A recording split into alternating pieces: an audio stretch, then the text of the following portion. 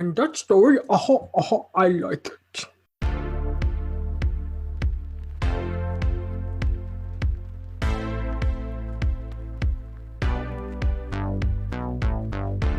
You are mine now. You belong to me.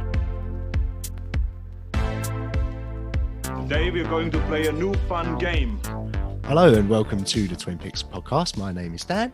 My name is Nicole. And this is a movie-based podcast where we talk about two films based on a theme. This week it's post-apocalyptic movies. We will be talking about Z for Zachariah and Mad Max Fury Road. Finally, get to talk about Mad Max Fury Road. After that, we'll pick the theme for next week, but we're not going to choose them yet. It's back to you to choose the topic and you'll announce it, but we're going to pick them next time. Yes, next week. The final section is Stitch Up, where you lost the poll again and you had to watch Atlantic Rim.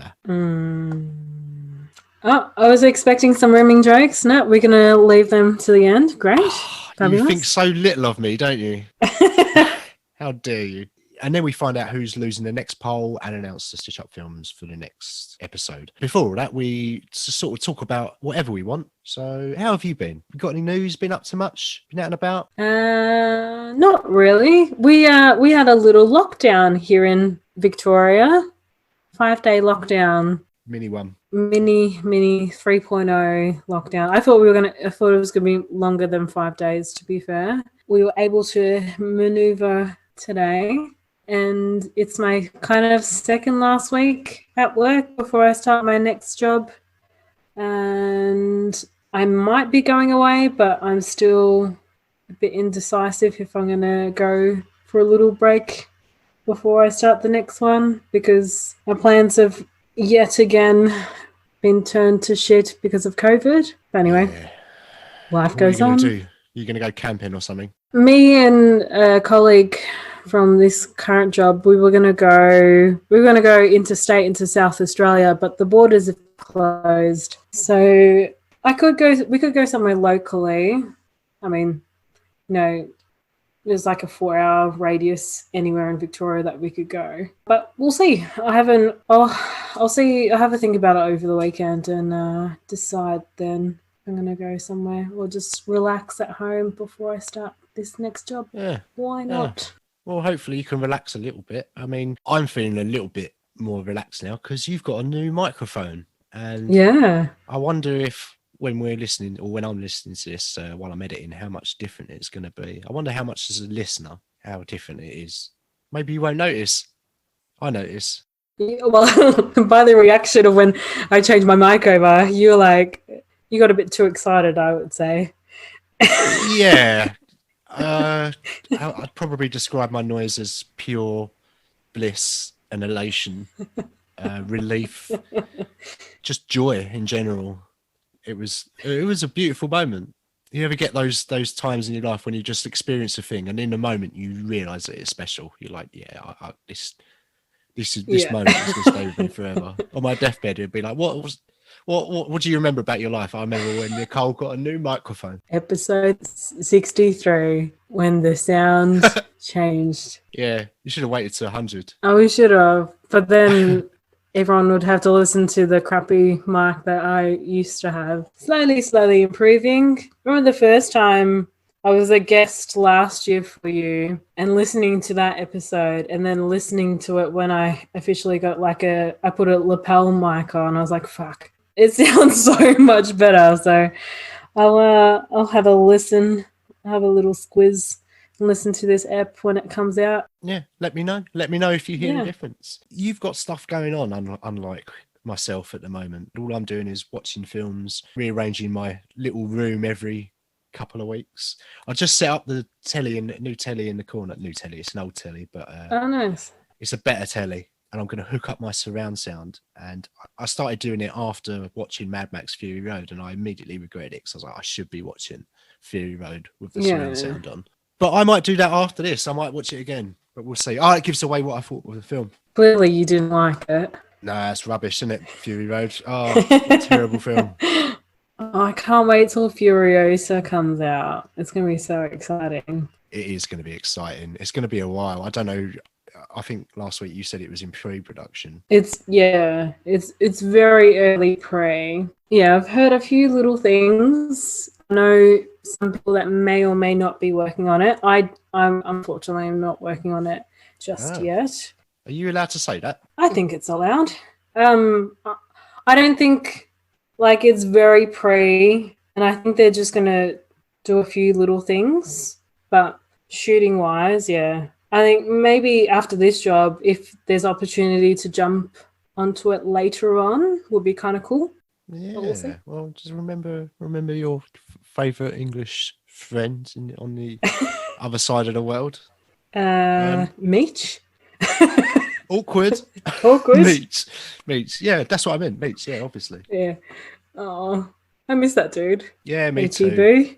Me too. You guys live relatively close, don't you? Yeah, pretty close, but it's not normal times, is it? You can't just pop out to the pub and go for a jolly. I've just realised I'm sitting really far away from the mic. I'm going to get really close now. We're very close to the microphone. So much microphone talk. What have you been watching? Just films this time, no TV shows for a while. I've been playing a lot of PS4. I've been playing Horizon Zero Dawn. I'm always late to the party with games. I always sort of wait until games have gone down in price. And that came out about 3 or 4 years ago now. And I remember some friends telling me about it, telling me it was good. And it's excellent. It's really good. And funnily enough, it's set in the future. And it's kind of a post-apocalyptic game where machines have taken over. Right. But it's sucking up all of my time. It's like the map is so big that it will take you like 40 minutes to travel from one place to the next. And instead of doing missions and fighting monsters and stuff, all I've done is collected fucking pebbles off the side of riverbanks and shot a few foxes on my way to this mission. But my resources satchel is almost full, so that's good. That's what I've been up to, all these real world problems. Oh, I keep moving away from the microphone. Let's move this closer. What's that thing called when is it SMR? ASMR. ASMR, that's Yeah, some people charge money for that shit. Yeah. Oh, don't forget to open your bag of crisps before you eat them. Oh.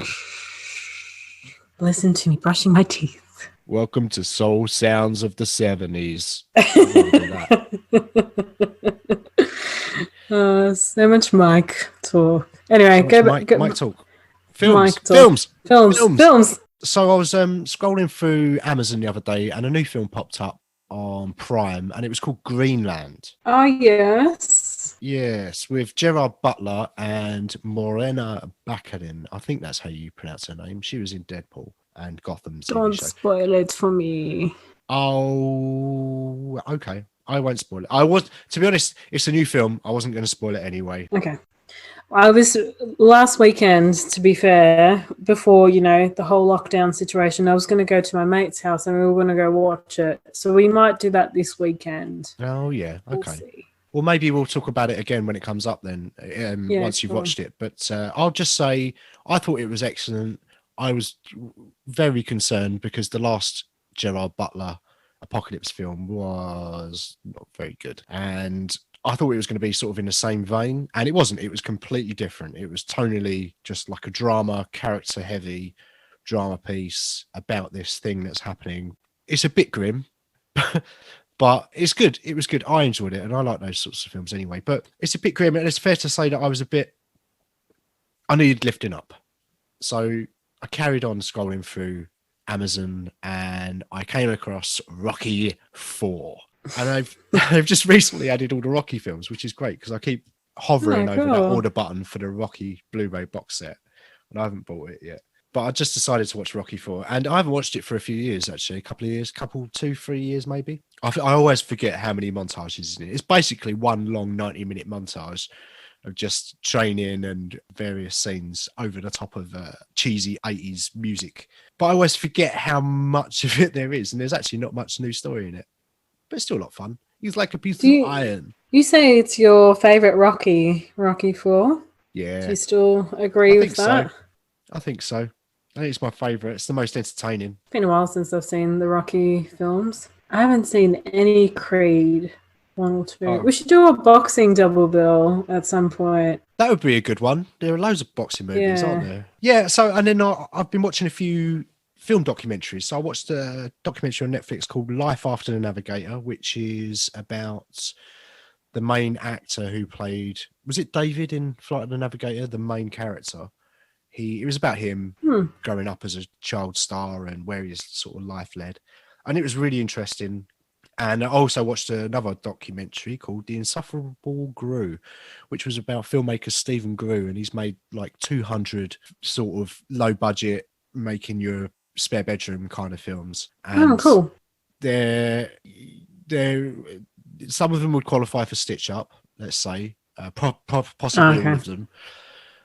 They're not great. They don't look like great movies. I've not seen any of them, so I can't really criticize them too much. But he's made like 200 films, but they're all like himself. Like between him and his partner, they just make these films. They make their own costumes and they just get their mates to shoot it and stuff. And he's never made any money off of a film. And he's a bit of a character. You wouldn't want to work with him. But it was interesting. It was a good documentary to watch. Yeah, cool. Sarah has bought a few blind buys, and the first one is a film called Saint Maud. You haven't seen it? I've never heard of it. It's a new film, so it's just come out on home release. It came out in a cinema maybe 6 months ago. I think it was during one of the lockdowns. I can't remember now. Sometime last year in 2020. But it's a really good film. It's a female lead. It's a female director. It's kind of about a woman that's caring for one of her patients, and it's just about her story of her character. And I'm not going to talk about it anymore than that. Number one, because it's fairly new. Number two, because you haven't seen it, and I would highly recommend watching it, giving it a watch. It's a very good film. One word I would say is unsettling. And it's not often that a kind of horror, it's a kind of a psychological horror film. And it's not often that those sorts of films give me chills. I could probably count on one hand the amount of times that's happened to me in my life. And that definitely was one of them. It was excruciating in some places. I think I'm quite happy with that as a non-spoiler review. I think I'm going to leave it there. What's it called? Saint Maud? Saint Maud, yes. Writing that down. Yeah, I think you'd like it. I think so. And then I know the film you were talking about earlier. The film you were talking about is Vanishing Point. I've been looking for that film for a couple of weeks after Sarah and I had watched Death Proof a few weeks ago. They mentioned Vanishing Point, and I was like, oh, that's a car film that I haven't seen. So I was looking for it on Google, expensive Blu-rays, DVDs, didn't really want to blind buy it, couldn't find it anywhere on streaming, so I just left it there. And then a few days later, Sarah texted me and said, I've ordered you Vanishing Point. So I picked that up at the weekend and gave it a watch, and it's great. It's great. It's so much fun. Really good car chase film. And you can see where a lot of films that came after it had been influenced by Vanishing Point. And they remade it apparently in the 90s with Viggo Mortensen, if I'm not mistaken. The bloke from Daylight who loves climbing through tunnels and wears cycling shorts. Again, recommend it. But I would say out of everything that I've watched, if I was going to recommend something to you, I would say Saint Maud. Been watching much apart from the podcast stuff? I've watched a bit more than I did last time. You haven't watched Bridgerton again, have you? No, fuck no. Thank the Lord. Oh, Bridgerton. So funny. I would love to put it on Stitch Up, but I think Sarah will kill me if I do that. I mean, she doesn't have to watch it with you. Sarah hasn't watched any Stitch Ups with me yet. Not one. Not one. What have I been watching this week? I watched a couple of shows. One that is on Apple TV called Trying. It's about a couple and they've been trying to have a child and it doesn't work out for them. So they end up going for adoption and it's just like their process that they're going through. It's a comedy and it's based in the UK, in Camden. It made me feel a bit homesick, even though I'm living in Australia and Australia is technically my home. Isn't it funny? You want to live in the UK and I want to live in Australia. Well, I don't want to live permanently in the UK, but I just feel like my journey there was cut short. I think I had a couple more years and then I would have been like, all right, I'm ready to come home. You've got to finish your journey. Indeed. Have you been to Camden? I have. I've been a couple times. I haven't been in the evening though. Nightlife in Camden. No, me neither, actually. Next time I come to the UK, let it be a wild night in Camden. Wild Night. Yeah, let's do it. Another TV show that I watched this week was Limetown, which is on SBS On Demand here in Australia. And it's based off a podcast. It's about this radio reporter, Leah Haddock. I think it was like, just say 10 years ago, there was this like science experiment and all of these families lived in this town called Limetown. And then something happened one night and there were screams and they called emergency department and they weren't allowed to go in until 4 days later. And then there was no one. It was like everyone had vanished. So she's trying to figure out what has happened. Aliens. Gullible me thought that this was an actual podcast, like this was an actual thing that has happened. I was like, what?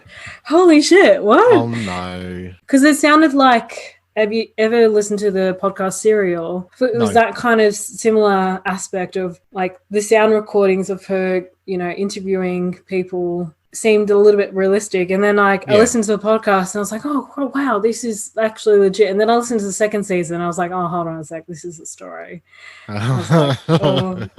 Gullible me. But it was good. I liked it, but I don't think they're doing a second season. I'm pretty sure I saw an article saying that it got canned. That's half the reason why I stay away from shows, is because I hate it when you watch a season of something and it gets cancelled. So I tend to wait. There's a show called The Expanse. I think there's 5 or 6 seasons of that now, and that seems like it's right down my alley. Up my alley, down my street. I've merged the two phrases. Yeah. Yeah, I hate it. I hate it when you watch a show, you get invested in the characters and they cancel it. There's a show called The OA, which has got Brit Marlin in it. Yeah, I've heard of that. Great show, brilliant show, but it ends on a cliffhanger, and apparently they're not making any more. I'm kind of cautiously optimistic that one day they will conclude that story, because I think there'll be enough of a fan base for it, and then one day there'll be a Kickstarter or they'll do something. Everything gets remade in the end, or rebooted or continued, like or whatever. In 10 years' time or something. Yeah.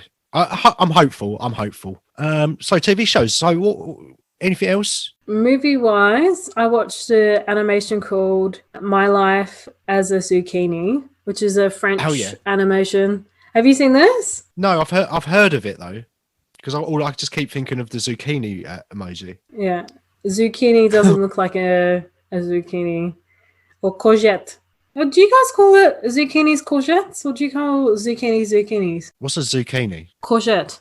We call something a courgette. Okay. It's a thing that you've got a really silly name for. What's a vegetable you've got a really silly name for? I can't remember now. It was something that we discussed on a job, and I was like, "What? What's the name for that?" I can't remember now.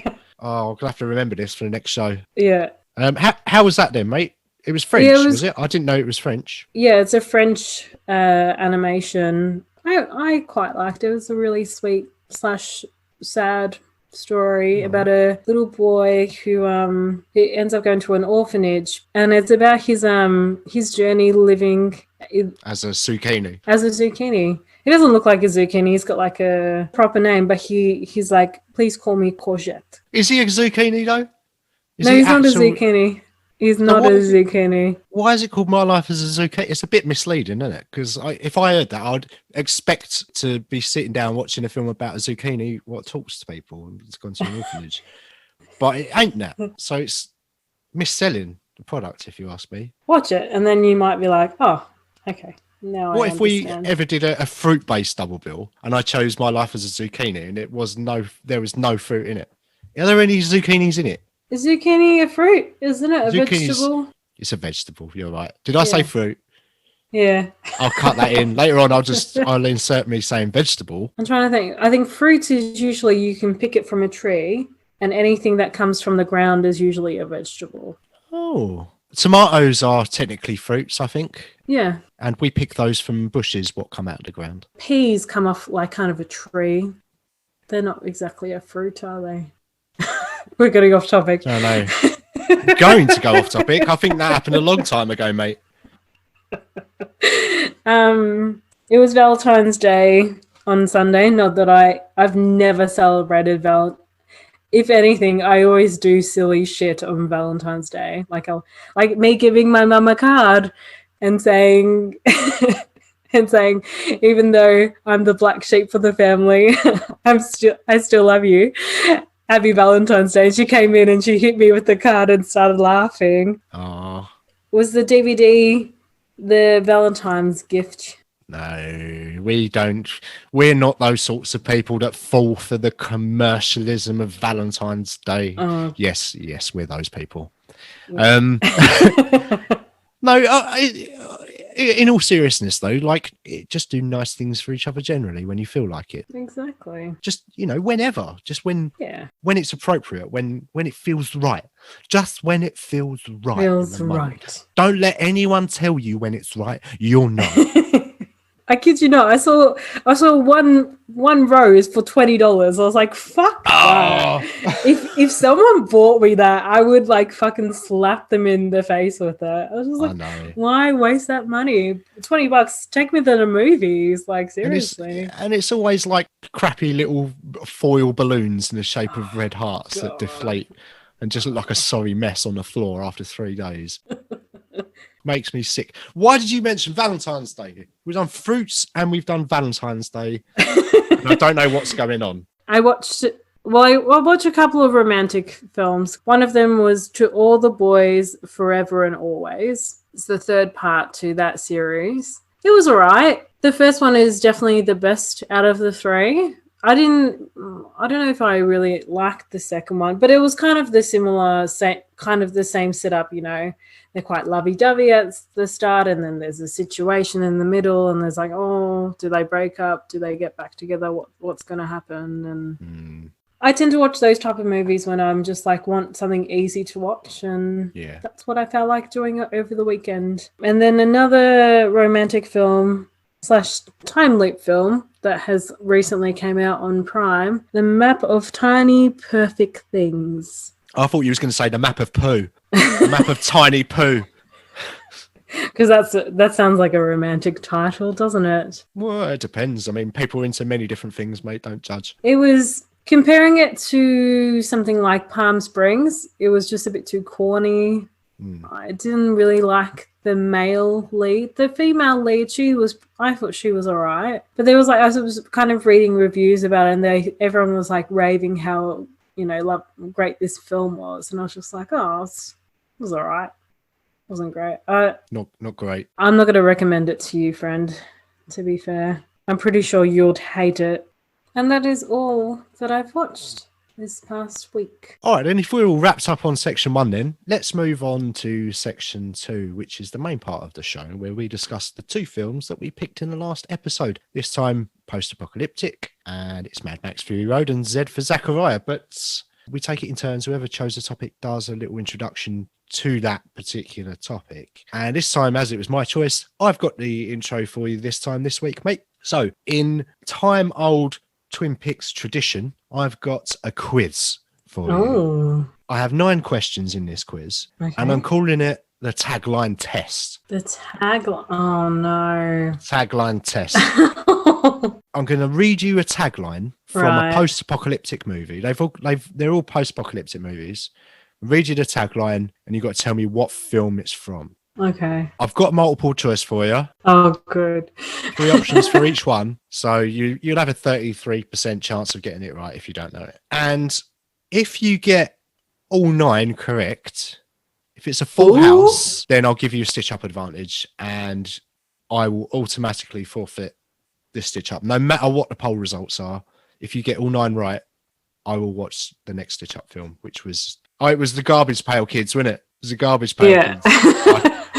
I take it back. No, that's what we're going to do.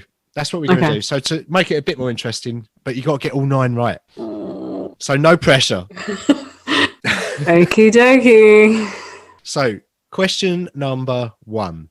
The tagline for this film is, the last man on Earth is not alone. Is it A, the Omega Man? Is it B, I Am Legend? Or is it C, the Postman?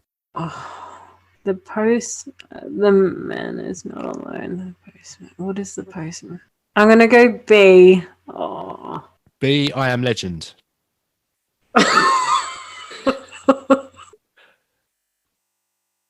Correct. is incorrect. Yes! 1 point out of 9. Oh, this is tense already. I like it. It's so tense. Question number 2. Beyond the horizons lays a secret to a new beginning. Is it A, Waterworld? Is it B, Space Truckers? Or is it C, Justice League? What was B and C? What were those options? Space Truckers or Justice League? I'm going to say A. I almost think it's C, though, but I'm going to go with A.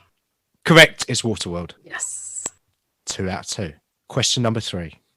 In the future, intelligence is extinct. Is it A, The Fifth Element, B, DEFCON 4, or C, Idiocracy?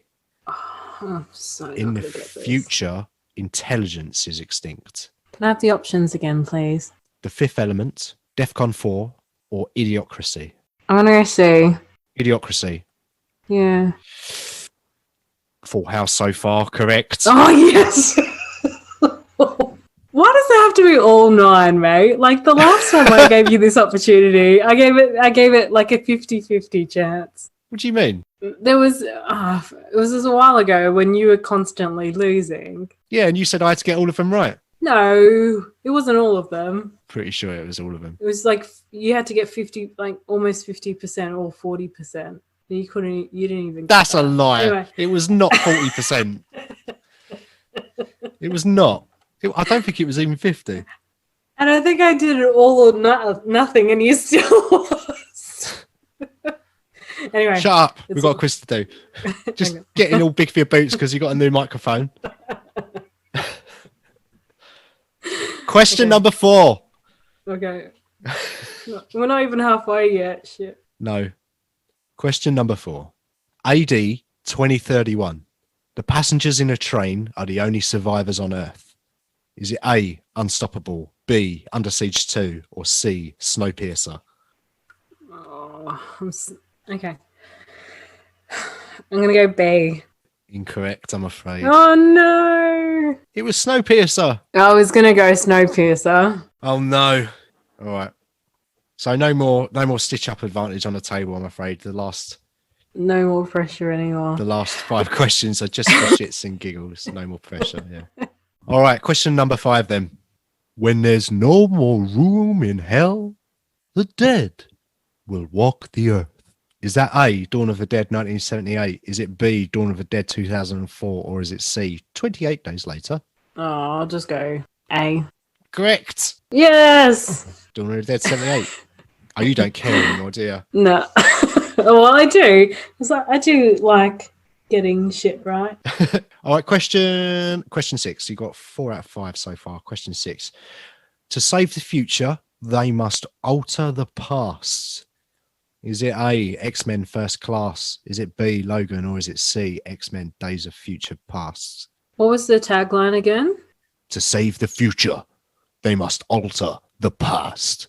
The Day of Future Past. C. Yeah. Yeah. All right, question number 7. I'm going to do this in trailer voice. New York is the disease. Meet the cure. Is it A, Home Alone 2, Lost in New York? Is it B, Gangs of New York? Or is it C, Escape from New York? Oh, I'll go C. That is correct. Oi! All right, not bad. 6 out of 7. You Oh, were no. almost there. You were almost there. So close. Question number 8. Nut up or shut up? Is it A, Zombieland? Is it B, Zombievers? Or is it C, Zoombies? A, Zombieland. Zombieland. Correct. Yes. 7 out of 8. The last one. Trailer voice again. Okay. A secret experiment. A deadly virus. A fatal mistake. Is it A, 28 days later? Is it B, 28 weeks later? Or is it C, Resident Evil? 28 days later? That is incorrect. Was it B? It was C. It was Resident It was Evil. C. Not bad. You did pretty well. You got 7 out of 9. Yeah, I'm quite impressed with that. Yeah, I'd be happy with that too. It's unfortunate that you haven't forfeited Stitch Up. It's unfortunate for you that I haven't forfeited Stitch Up, rather. Yeah. That is the way that the cookie crumbles sometimes, I'm afraid. And that's the way the cookie crumbles. And that's the way I like it. I'm definitely going to soundbite that. And that's the way I like it. Yeah, that's a good one. That's a clean one. Thank you very much. So, post-apocalyptic quiz done now. That's me officially on topic intro holiday, because next time it's your choice. But we've still got to talk about the films. So we chose Z for Zachariah and Mad Max Fury Road in the last episode. And I want to start with Z for Zachariah. So Z for Zachariah, this was one of your three, and I chose it in your three. It came out in 2015. Both of our films came out in 2015 this time. It was directed by Craig Zabel, and he's directed films like The Hunt and Compliance. It's 97 minutes long, and it stars Margot Robbie as Anne, Chiwetel Ejiofor as John, and Chris Pine as Caleb. Just three people in this film, and a dog. And the budget was... I found two budgets for this. One said 2 million, one said 7.5 million. So somewhere in between those two significantly different numbers. Yeah. The tagline for Z for Zachariah reads, "After the end of the world, she thought she was alone. She was wrong." Synopsis. In the wake of a nuclear war, a young woman survives on her own, fearing she may actually be the proverbial last woman on Earth, until she discovers the most astonishing sight of her life, another human being. A distraught scientist, he's nearly been driven mad by radiation exposure and his desperate search for others. A fragile, imperative strand of trust connects them, but when a stranger enters the valley, their precarious bond begins to unravel. And that, I would say that synopsis makes it seem quite good. And so it said it in a synopsis, it said it takes place in the wake of a nuclear apocalypse. So I don't think they actually say within the film what happened. And if they did, I missed it. You kind of assume it's a nuclear bomb because like there's radiation sickness and they've got to wear these suits and whatnot. But it is based on a book from 1974. There's also been a TV special for it as well. Yeah, like a BBC thing, wasn't it? But yeah, it takes place in the book. In the book, it says a year after a nuclear war. So presumably, the film's timeline reflects what happens in a novel. Margot Robbie is just living on her own. She's living on a farm. She's got a dog. She finds another survivor, Chiwetel Ejiofor, who is John, and then there is drama. And I'll be honest with you, I haven't got that much to say about this film. And I'll tell you why.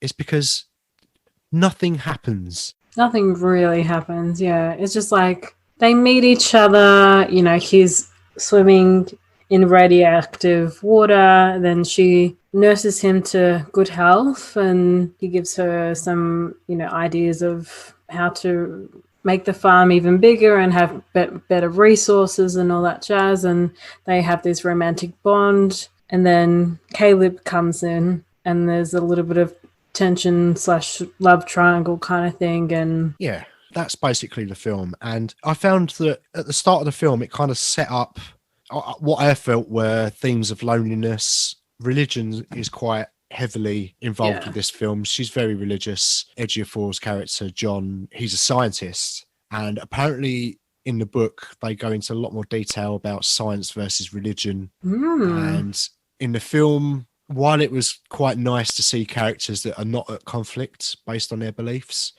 I would like to have seen more discussion around that.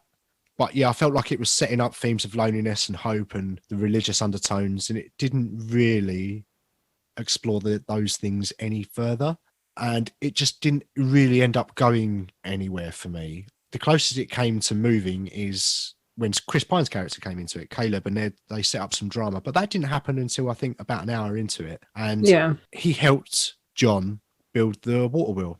They're putting a water wheel in a waterfall to generate some electricity so they can listen to our podcast. But the book doesn't have the Chris Pine character, apparently. It's just the two of them. There you go. And it's just those two, and there's a lot more discussion around science versus religion. I would have liked to have seen some more philosophical conversations or moral discussions. It was about their bond and how John becomes suddenly jealous when Caleb comes into it. And you know that there's going to be a conflict between them And that is pretty much the entire film. Like, there's not really much else that happens. It's a very small film. It's a very contained film. Yeah. And I thought the cast were decent in it. All of them were good, actually. You got Margot Robbie, you got Chiwetel Ejiofor, and you got Chris Pine. You got Harley Quinn, Mordo, and Captain Kirk.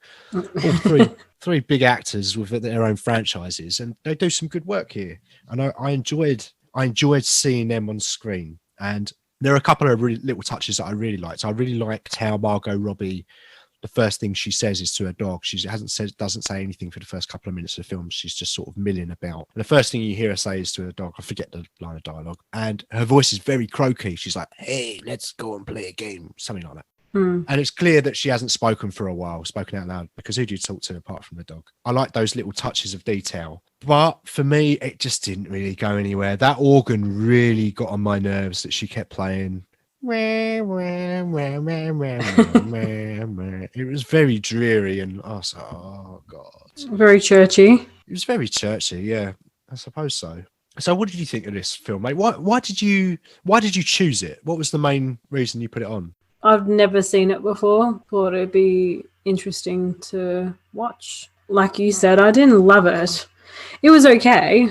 There was a comment that Looms and Caleb make, I think, as they're walking either towards the water stream or to the forest kind of thing. They say Anne seems quite old for her age. And you don't know exactly how old she is, but apparently in the book, she's like 16. No, it was a bit of a weird situation. There's a weird age gap, isn't there? You're right. In the book, she's meant to be 16, and you're right. His name's Loomis, not John. I keep calling him John. Yeah. But there's a big age gap, and there is an age gap in the film, but it feels like they just sort of stayed away from that. I guess we're meant to think that she's in her late teens, perhaps. But it's still a big age gap. But I'm glad that they didn't go much further into it in the film. Yeah, agree. I felt that the Anne character, Margot Robbie, I felt that character was very outdated. I felt, and this is as a guy, as a dude, so I might be wrong here, but there was a scene when she was on some farming equipment. She was like farming, and Loomis says, "Oh, come down. Let's stop for the day." And she says, "No, my father would never let me stop. My daddy would make me plough the fields until I go blue," or something like that.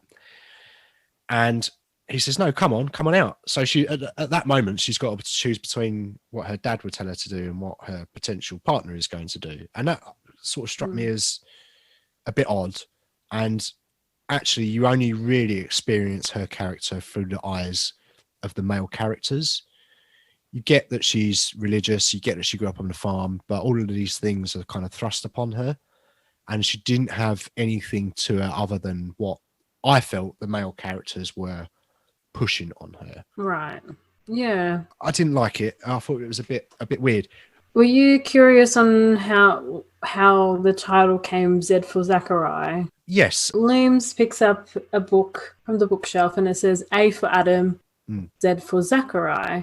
And A for Adam being the first man on Earth. So Anne sees Looms as Z for Zachariah because he will be the last man on Earth. That's how they get that title. That is, the title is probably the best thing about this film. I suppose there are comparisons to be made with other stories in Bible. In Bible.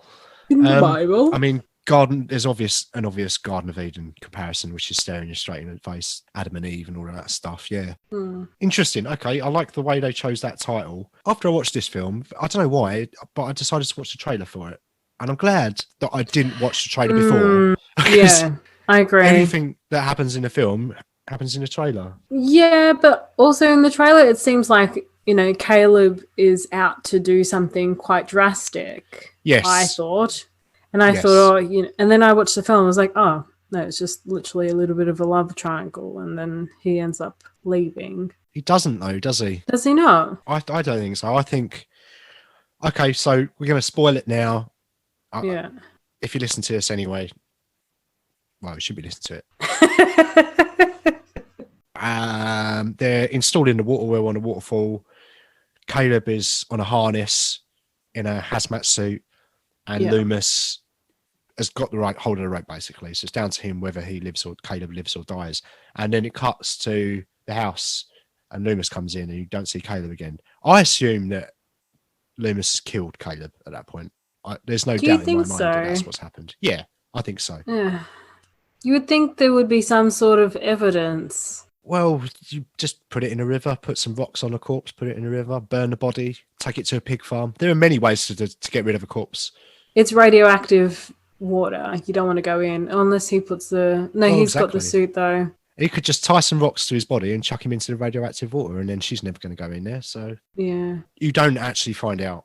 It Yeah. is speculation, but my feeling is that he's killed him because he looks very distraught. If he'd just left, I don't think he would be quite as affected by it.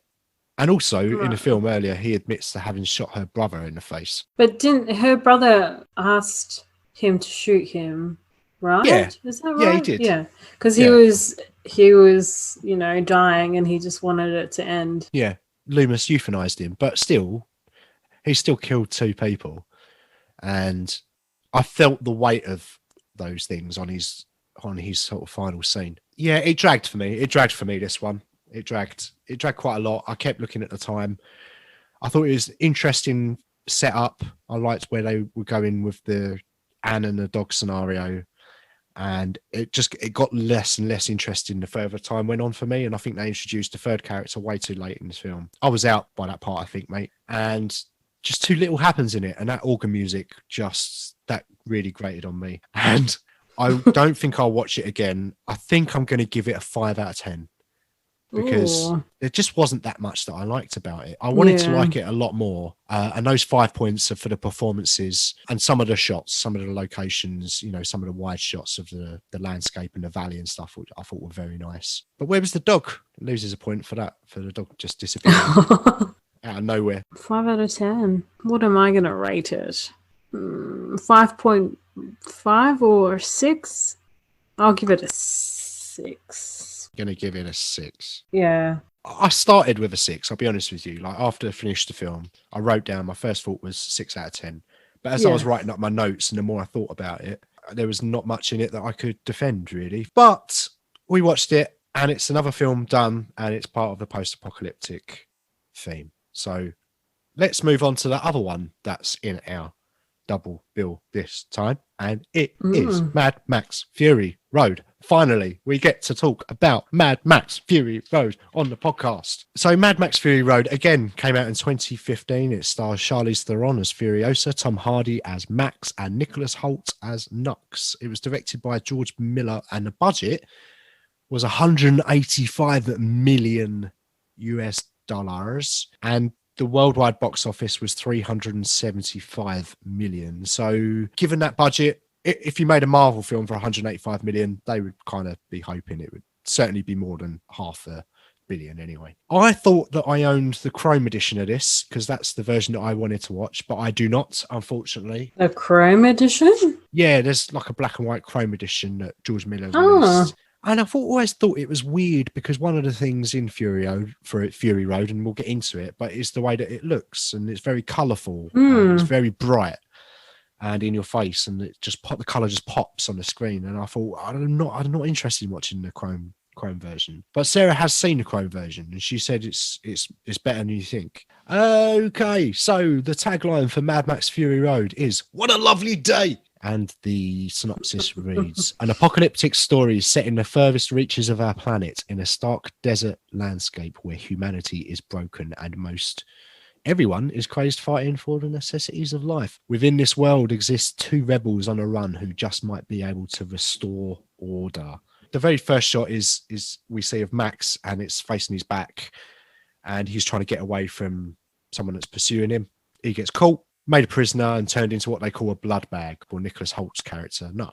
So Max is taken prisoner and taken to this place called the Citadel, which is run by a nefarious character called Immortan Joe. He's got all the water, he's got all of the food, he is commodifying human beings, so he's keeping humans captive, basically. He's treating people like resources, like things, and it's very much about how people in power control resources, I think. one of the things that I really liked about this film is it really subverted your expectations. The film is called Mad Max Fury Road, and you fully expect it to be a Tom Hardy film with Tom Hardy being the main action star, but it's not. It's Furiosa. It's Charlize Theron. She starts off the story as a hero. She's already on her redemption path. Have you seen this many times before? Oh, I think this would have been maybe my second or my third time I've seen this film. Yeah. And it cinematically, it's quite beautiful. It's kind of like, is it stop motion? There's like scenes that like kind of shot really quickly, or they shot some of it on high frame rate, high resolution cameras, so they could really slow it down. Yeah. And yeah, so there was some really interesting shots. The one that I really, really enjoy is when, after the first act, when Max is in the sand and it looks like mountains, but it turns out to be Max, just a mound of sand sitting on top of Max, and he gets up and it looked like a landscape, but then it's revealed that it's a close up. It's it's brilliant. It looks great. Yeah. Costumes in this are fantastic. I think if you worked in picture vehicles, would have been a fun project to put together. Absolutely. So much fun. I think I read somewhere that it was 140 odd cars, and they had monster trucks and muscle cars and motorbikes and a lot of practical work. It was pretty much all practical stunt work, which really grounds it in reality as well. There's nothing worse than a CGI fest, and the reason that this film will stand up in time is because they did all the practical work. It's only 5 years old now, but already this film is a classic, I think, and I do feel like it will stand up. Like you can watch this in 30 years time and I feel like it'll be just fine. Yeah, like Jurassic Park is these days. You watch it, it's like it hasn't aged a day. Good old Jurassic Park. Also, just like a bit, well, I guess it's kind of common sense, really. You know how they're driving, it looks like they're driving on sand. They're literally just like freeways that they've just covered in sand, because obviously if they were driving on sand, they would constantly get bogged. Well, I'd love to have seen a sand budget. I suppose they're in the desert. They've got free sand everywhere. They could just get some sand from nowhere. There was a good combination of Hollywood stars as well as local Aussie stars as well. I don't know how much you know about, Australian actors, but like John Howard, he was in it. Megan Gale, who's a well-known Australian model, and I think she's well-known in Europe as well. And many other actors. Yeah. I do enjoy watching Aussie cinema, and I have to say it's getting better and better every year, because I feel, being Australian, there's not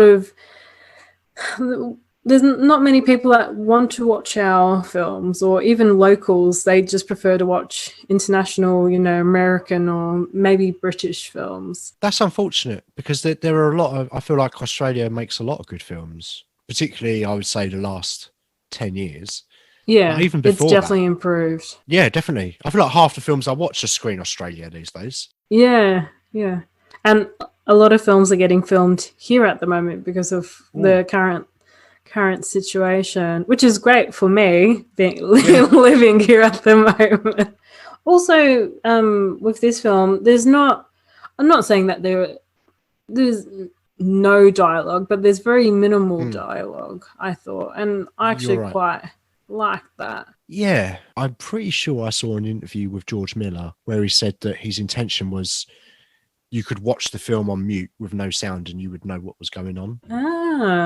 But one of the reasons that I love it so much is all of the thought and the detail that went into it. So Miller, he made a 3,500 panel storyboard of this before they did any shooting. So they had the whole thing mapped out, and he just kind of wrote the story around that. And I heard, I can't remember who it was now, but I've watched many behind the scenes things. And one of the dudes was saying that it was great that they had all these visual cues to let them know what was happening in the story. But when George Miller changed something, i.e. late in the day, Furiosa not having an arm, they had to go back and redraw like 2/3 of the panels. But it was incredibly well thought out. You mentioned the costumes earlier, the props as well. The one that people always talk about is the flamethrower guitar guy. Yeah. And apparently one of the rules when making this film that George Miller had was that any props had to be dual purpose. So they made a flamethrower the guys in the workshop, they made a flamethrower that looked like a guitar, and he took it to George Miller and went, there you go. And Miller went, that's great, but I need it to play guitar as well. And he's like, oh shit, you actually want it to be a real guitar that you play as well as a flamethrower. He was like, yeah, oh, fuck. So that was made for real, and that's just another example of grounding this film in reality. And there's a logic behind every decision. And the other, I would say, the biggest strength for this film is its feminist message. Furiosa, she's already the hero of the film on her redemption arc. It takes Max 2/3 of the film to get where she is.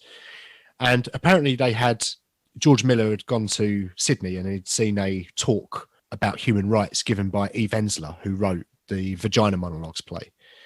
Right. And he had asked her to come and fly to Namibia for a week, which is where they were shooting, to give a talk on abuse to women, mostly focused on war zones, areas of high conflict, and mostly focusing on the wives, they're called in the film. Yeah. It just makes it all the more stronger for that. It's just another thing that he's thought about. He's given it some serious consideration, and he's done it properly. You know, he's got in someone that clearly knows what she's talking about and said, you know, am I doing this right? What can we change? And I think that's great. And I've seen so many interviews with him. I watched one at the Oxford Union, and that's really interesting. Recommend that. A few podcasts. And he just seems like a really nice dude. And I appreciate the films that he makes, because while not all of them are to my taste, they're films that he wanted to make, and I respect that. I think that's great. But I would say Mad Max Fury Road is very much his magnum opus. I think this film is a masterpiece. I think it subverts expectations on almost all levels. I mean, even down to the point where they've got the car chase and they're heading to this utopia, which happens to be a matriarchy, and they get there and it's gone. So they change their plan and they turn back. And it's not where you expect the film to go. And you think, oh, they've gone to one place and now they're turning back on themselves and they're going back to the Citadel. And you didn't expect that. And I just kicked myself. The first time I watched it, I kicked myself very hard in the arse saying, why didn't you see this at cinema? Because I watch this now and it still gives me goosebumps watching this. Honestly, like I haven't seen it that many times. I've probably seen it about 8 times, I would say. Wow. And it still gives me goosebumps. That my favorite scene is in the valley with the chase, with the motorbikes jumping over the truck. And the main reason is, you know, aside from the action and how it looks, is the score. I think the score is absolutely brilliant for this film. It really gets you into the action, centers you into the action, puts you right there with the main characters. And it just gets it going. It's like there's the main track's called Brothers in Arms, and that's the one that plays in that little valley scene. And that's my all-time number one running song. It might be as close to a perfect movie as I think that you can get. There's still, after all these times of watching, there still isn't anything in it that I don't like. Every time I notice something new, every time. Even now, like at the start where Max is trying to escape the Citadel and there's like a chase through the tunnels and he's hallucinating. When they catch him, they put a piece of material around his face and they drag him back in. And it's like, oh, that's making a comment about how humans don't have an identity to Immortan Joe. It's like they are things. They don't have an identity. They're not humans. They are things. They are resources. And it's just like a 2-second frame in the film. Probably not even that. But it just works on everything that's gone on in the film or is about to happen in the film. And it's a very tiny thing. Like you wouldn't blink and you'll miss it. But it's just everything is relevant, I'm guessing, is what I'm saying. And I just think that this is such a well-made film. You know, putting poles on motorbikes and balancing humans on one end of the poles, and there's some quite good behind the scenes stuffs on Blu-ray with some of the stunt work, how they did some of the stunts. Yeah, cool. The monster trucks that they built with 2 V8 engines in. And it's incredible. You can see where all the money went, but it's money well spent. You know, not like they spent 65 million on The Love Guru. You think, where the fuck did that money go? Everything in Mad Max Fury Road, you can see every penny on the screen. Every penny counts. And I remember one of the first times I went to a lecture when I was studying film accounts a couple of years ago. One of the first things they said is that the most important thing with a film budget is getting it all on screen. You know, it could be high budget, it could be low budget, but you got to try and make the most of it, and you know, you use the budget to reflect the story that you're trying to tell. And I can't think of a better example than Mad Max Fury Road. I love it. I mean, it's just, this episode is basically me just saying how fucking So- brilliant this film is. Just say it already. Just say 10 out of 10. It's a 10 out of 10. I can't fault anything for it, mate. Not a single thing. It's great. I'm not even getting bored of it yet. I know. Yeah, a huge budget, as we said. You can see where all the money's gone. I mean, getting people in and out of the desert, it's going to be a huge feat. The transport budget must have been enormous. Yeah. The thing is about this film is that it's got a lot to say about the patriarchy. It's stunningly beautiful to look at, but it's also a balls to the wall car chase film and a really fun action film. And I can't praise this film enough. 10 out of 10. I'm going to give it a 9.5. I think I've mentioned this before. I'm like, is there such thing as a perfect film? And you're like, yes, this one is the perfect film. But yeah, a few more watches. Can we just carry on talking about Fury Road for the rest of the time? I mean, I would love to, but I have to go to bed at some point. All right, then. Let's move on to the next part then, where we're going to announce the next theme. Oh, yes. In the next episode, we're going to pick our films for the following episode after that, if you can get your head around that. But you're going to announce the theme because it's your choice. I chose this one for post-apocalyptic movies, and you are choosing Leading Women. Leading Woman. Okay, so a film with a female lead, or more than one female lead. Yeah, Even Mad Max Fury Road would have been quite a good option. We can't do that now. well, You're like, well, let's do it again. Let's do another review of Mad Max Fury Road. maybe we should. What we should start doing is just picking one other film, and the second film is always Mad Max Fury Road. So we're always comparing the other film to Mad Max Fury Road. I could do that. There is a podcast. Oh, I forgot what it's called, but they literally reviewed the same film for a whole year. But it's a terrible film. Yeah, I'll find out and tell you. I think their first season they did like Sex and the City too, and like every week they would cut a little bit more into the film and just say something else about it. Oh God, I forgot what the podcast is called. But yeah. Except we could do it with a better film and do it with Mad Max every week. I could happily do it with Fury Road. Definitely not Sex and the City 2, which I haven't seen that. That was the first stitch up we ever did, actually. Albert had to watch Sex and the City 2. Yeah. Yeah, but okay, so Leading Woman, I have got loads of films in the letterbox list. I think the current count is 227. Holy shit. Yeah. I'm pretty sure at least 2 of my films wouldn't be in there, just saying. But we'll talk about that on the next ep. We will. We'll talk about it in the next episode. So tune in next week to listen to our picks for Leading Women. Okay, so skipping over the bit where we would usually pick them, and I'm slowly getting used to this format. We're going to go straight into section 3, which is Stitch Up. And last time you lost and you had to watch Atlantic Rim. Rim rabbit, rim, rim. Won't you rim the rabbit, rim. Is this because Radio Gore Press did Get Out? Run, rabbit, run, run. Do you know what? It probably is that. That's probably why I'm singing that. That is why I've got run, rabbit, run in my head, for sure. Yeah. But I've replaced the word run with rim. Don't ever do that to a rabbit. unless it's consensual. Oh, no. If the rabbit's into it. No. What if it's 2 consenting adults and it's of age? And one's dressed as a rabbit. Come on, let's keep it clean. Let's talk about Atlantic Rim Job. Oh, I'm going to make this nice and quick. Atlantic Rim. I always like second guess myself saying rim at the end of that. Atlantic Rim. Oh God. Atlantic Rim. 2013. And that story, I like it. Directed by Jared Cohen. Tagline is Monsters versus Machines. And synopsis is when monsters suddenly appear from the bottom of the Atlantic Ocean, a special team pilots giant robots to combat the new threat. I've never seen Pacific Rim before. Have you seen it? I Yes. don't know if it's literally the same concept of monsters coming out of the ocean, except instead of Pacific Ocean, it's Atlantic Ocean. It's completely different. Yeah, Pacific Rim. It's one of those. It's the Asylum, isn't it? Again, and Yeah, we do a that's lot of right. Asylum films. On Stitch Up.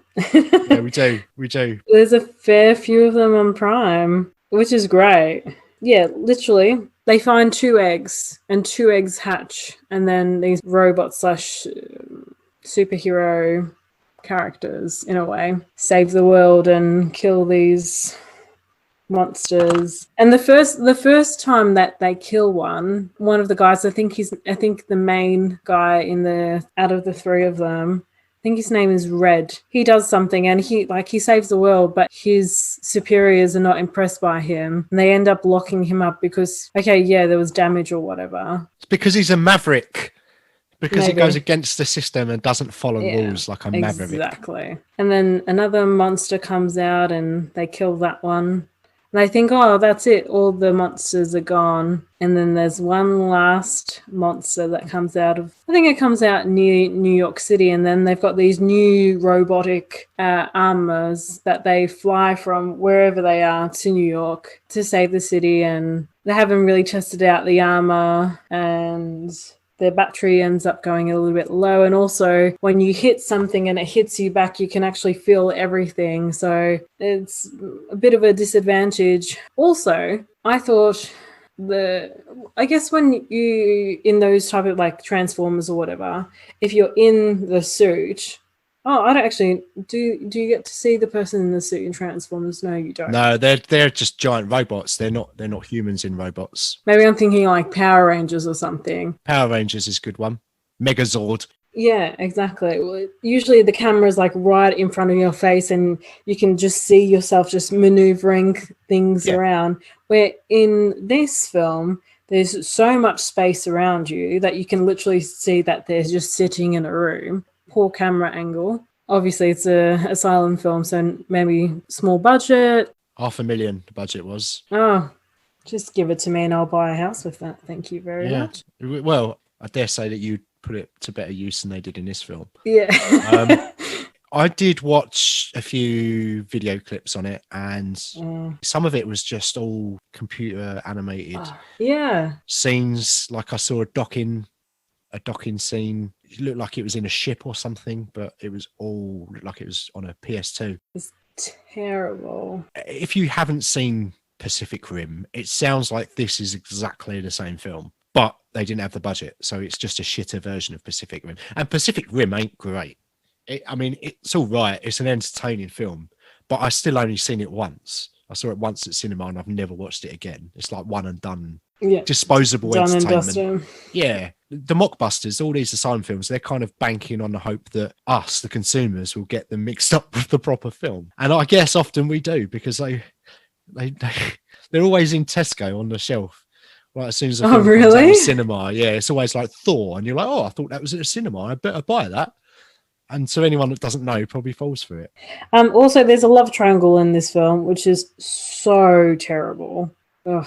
And like Red is the main lead, I guess, and I forgot the other 2 characters. One's female and the other one's male. And they supposedly have hooked up before or whatever, and they're about to tell him, and he's like, oh yeah, if you guys just kiss once, it's fine. And then they're about to tell him that, something more happened.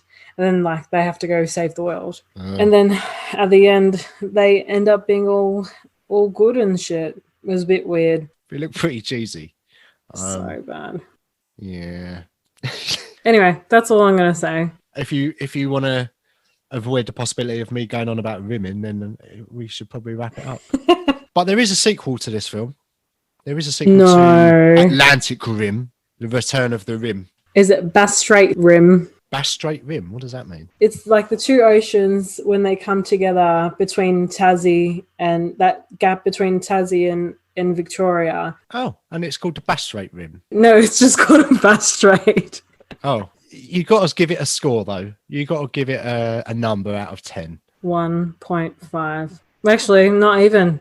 No, half a point. Half a point.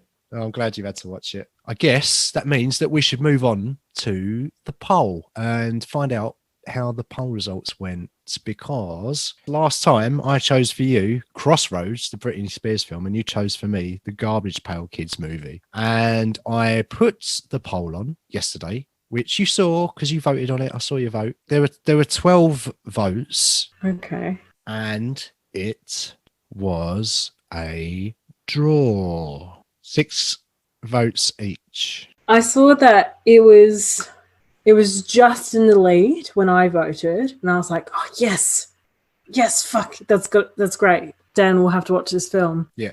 And then the next time I checked before I went to bed last night, it was a draw. I was like, oh, I'm not going to look again. I'll wait till I hear it on the pod. So it was a draw. It was a draw. Yeah, so it's a tiebreaker, so we're going to have to toss something. Let me get a coin. So, do you want eagle or... Shark. We can call it a shark. It's not really a shark. It's a building. I think it's a parliamentary building of some sort. Eagle or building? I'm going for eagle. So eagle, you're watching Crossroads. Building, I'm watching Garbage Pail Kids. Okay. Come on, the Eagles. Ooh.